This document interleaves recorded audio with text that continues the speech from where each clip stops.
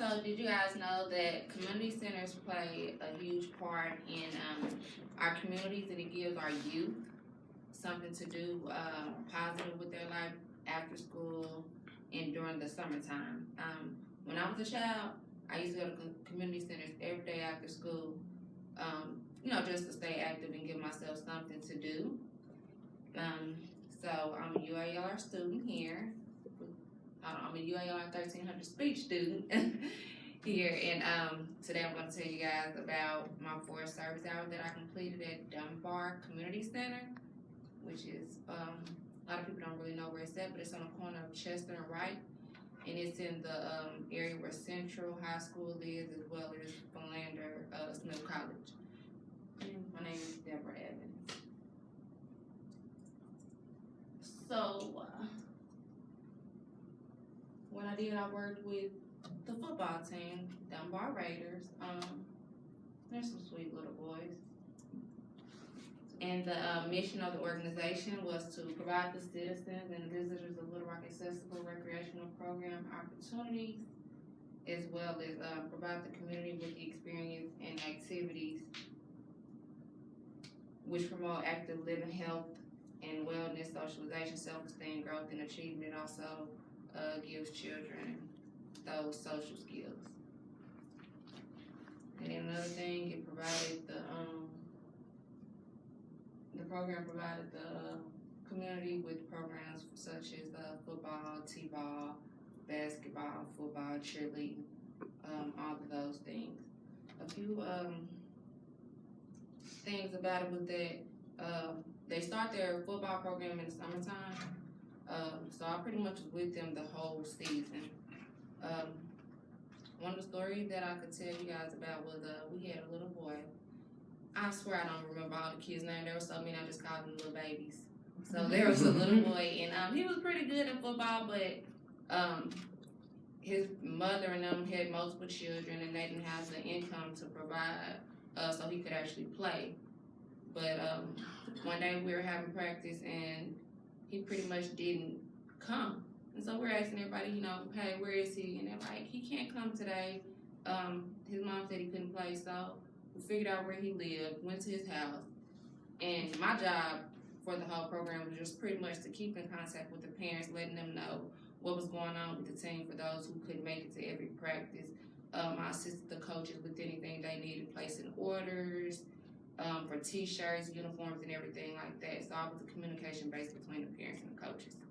So went to the parents' house, and spoke with her, and we let her know, he's a real good athlete. He can really play some ball, but he just, their income just wasn't what what a lot of other kids did have. So pretty much talked to her, sat there with her for a couple of minutes, and I volunteered to go ahead and pay the $20 fee so he could play.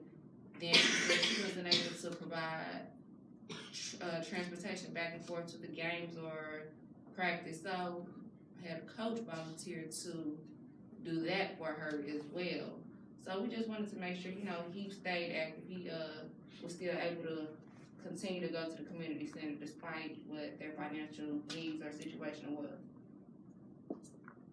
So the communication concepts and principles that I related was proximity.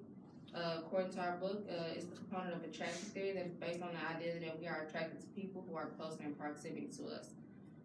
Like I said, the lady I dealt with, she was a single mother. They had multiple children, and many of the children who were there, they came from single parent homes, and the only person they had in the home was their mother. So I'm a single parent as well, and I have a little boy as well. So I felt, a closer connection with them, and it was easier for me to communicate with them, and vice versa. We all had something in common. And then the next one I had is civility. It's the choice we make to consider others' thoughts and feelings and our communication and general behavior. So I had an incident where a lady came up to me and she was just like, you guys are wrong. My son should be playing football today. They told me he can't play. And I'm just like, I just got here. I don't know what's going on. And so I was able to calm her down because she did have an attitude. And instead of me coming at her being uncivil the way she came at me, I made sure I responded back in a very civil manner. That way, because if I didn't, I knew it was going to reflect on the center. So we were able to solve the problem and find out pretty much that whatever happened didn't have anything to do with me. It was something he did that another lady at the center who's an employee, told him he couldn't play today. So, and then the communication principle is communication is simultaneously. So this is the you cannot not communicate method idea. So pretty much, like I said, I communicated both back and forth with the parents and the coaches to let them know. So in order for us to make sure we got the kids and the parents all, on the same page, I communicated with them and I expected them to communicate back with me, pretty much just saying, yeah, I agree, I acknowledge what you said, and it was back and forth, and it was, like I said, throughout the whole season. Communication. So a civil and ethical trust application that I did was trustworthiness. I chose this because I'm pretty much dealing with other people's children, and you don't want to put your children in nobody's hands, that you can't trust.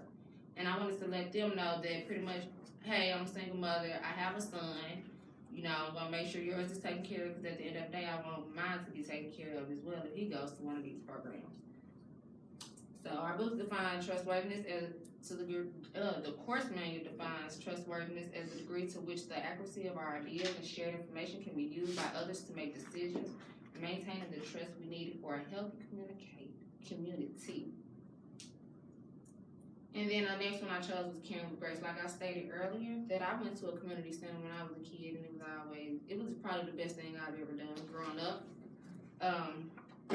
And I wanted to make sure that other kids had the same experience, If I had a good time, a good childhood with community center, I want to make sure you do the same thing. And so I made sure that I offered them the same thing that people offered me when I was their age. And like I said, I was with them the whole season. And so our little babies won their playoffs. And they won their Super Bowl, and they were able to take it to, they had their Super Bowl at War Memorial Stadium. Yes, they never played on a 100-yard field, so they were super excited. It was the best moment of their life. And so I was just happy to be part of it.